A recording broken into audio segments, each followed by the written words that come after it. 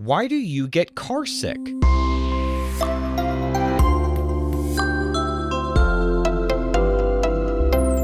Hi, welcome to Curious Kids Every Day. I'm Josh. How are you doing today? It's so good to hear from you. Hey, have you ever been in the car and you just started not feeling very good? Maybe your head started to feel funny, or your stomach started to hurt, or you got this strange feeling that you might throw up. But then, as soon as you got out of the car, you felt totally fine again. That feeling has a name. It's called carsick. Has that ever happened to you? Now, I don't get carsick very much, but my wife certainly does. She can't look down and read a book while I'm driving. Sometimes I ask her, hey, can you look at this on a map, or can you check something on my phone? And she says, I can't look down. I'm gonna get sick if I do. She has to keep her eyes on the road, or else she'll start to feel really sick. I've always wondered why that is.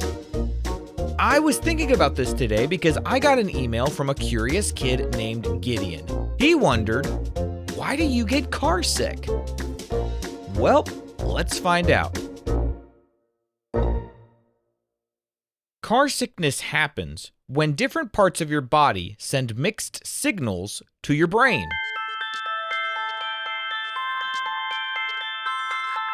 See, your brain is always trying to answer one very important question. Am I moving or am I still?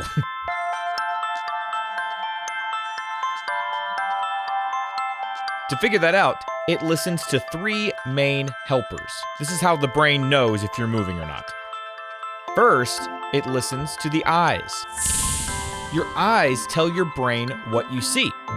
If you look out the car window and can see trees, signs, and other cars zooming past, your eyes are saying, oh, we're moving.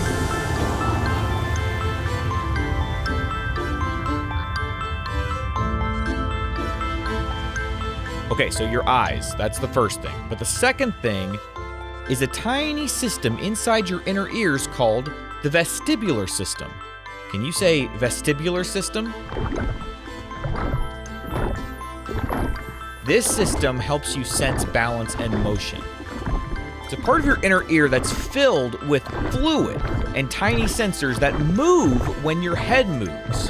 When you turn your head, speed up, slow down, or tilt, the fluid in the vestibular system shifts and bends those sensors. They send signals to your brain telling it which way your head is moving and how fast. Your brain uses that information to help you stay balanced and understand motion, even when your eyes are closed. All right, so you have your eyes, the vestibular system, and then you have your body, your muscles and joints. They tell your brain whether you're walking, standing, sitting, or leaning. Now, most of the time, for most of your life, all three of those helpers agree, and your brain knows what's going on. When you walk, your eyes see movement, your inner ears feel motion, your body knows you're stepping forward, everything matches, and your brain feels calm. But in a car, think about it, things get a little confusing. Like, imagine you're sitting in the back seat, reading a book or drawing. Your eyes are focused on what you're doing. The words in the book or the picture that you're drawing, it's not moving at all. Your eyes tell your brain, we're not moving. But at the same time, your inner ears feel every turn, stop, start, and bump. They're telling your brain, hey, the fluid in here is moving. I'm pretty sure we're moving. So your brain is getting two different answers at the same time. That mismatch makes your brain uncomfortable. When your brain gets confused like this, it sometimes reacts by making you feel dizzy or sweaty or pale or nauseous. That feeling is car sickness. This explains why looking out the window can help. When you watch the road ahead, your eyes finally agree with your inner ears. Both are saying, Yes, we're moving forward. Once the signals match, your brain can calm down. And it also explains why sitting in the front seat can help. And also why smooth roads feel better than bumpy ones. And why stopping the car makes the feeling disappear so quickly.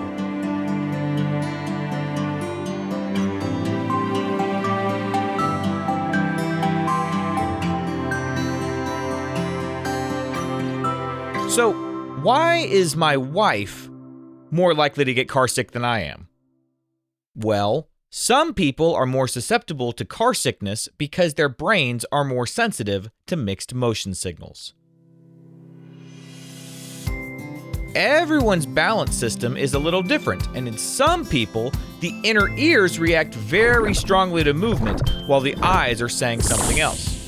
Kids are more likely to feel carsick because their balance systems are still developing, and their brains have less practice sorting out confusing signals.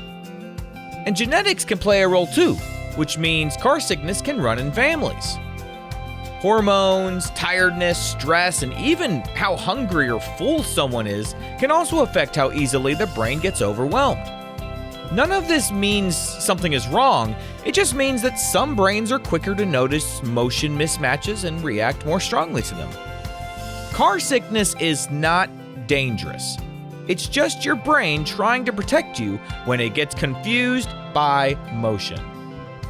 So, if you feel a little funny while you're in a car, go ahead and keep your eyes on the road, and hopefully you get to your destination pretty soon.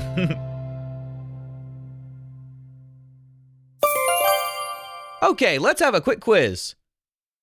Which part of your body helps you sense balance and motion? Your inner ears, the vestibular system. Why does looking out the window sometimes help car sickness? Because your eyes and inner ears agree that you are moving. Let's play true or false. True or false? Your eyes help your brain understand motion. That is true. True or false? Car sickness means something is seriously wrong with your body.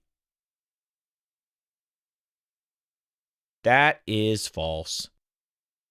True or false? Reading in the car can make car sickness worse for some people. That is true. True or false? Car sickness usually goes away when the car stops moving. That is true. Would you rather be car sick for 1 hour or stub your toe really, really hard and it hurts for exactly 1 minute?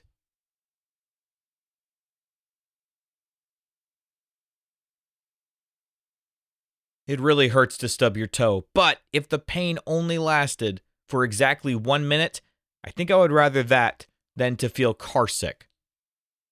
You know, I don't get car sick in cars, but I do get motion sickness sometimes if I'm on a swing. Only if I'm looking down at a book or something like that while I'm on the swing. Which makes sense because my body is moving, but I'm focusing on something that looks like it isn't moving. My brain is getting confused. But I don't know why that happens on a swing and not in the car. That's very interesting. Okay, let's play a round of What Am I? What am I? You have 2 of me. There is a drum inside of me. And I'm the reason you can hear. What am I? I am your ears. Well, we learned today that car sickness happens when your eyes, inner ears, and body don't agree about movement. When those signals match, your brain feels calm. And when they don't, your brain gets confused and tries to protect you.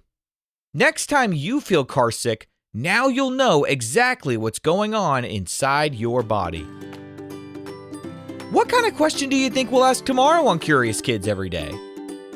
I can't wait to find out. So until then, keep asking questions And stay curious, kids. And for all the grown-ups listening, please visit CuriousKidsEveryday.com to get a free printable with activity ideas that don't involve screens. Those are the best kinds of adventures to have. That's CuriousKidsEveryday.com. See you tomorrow.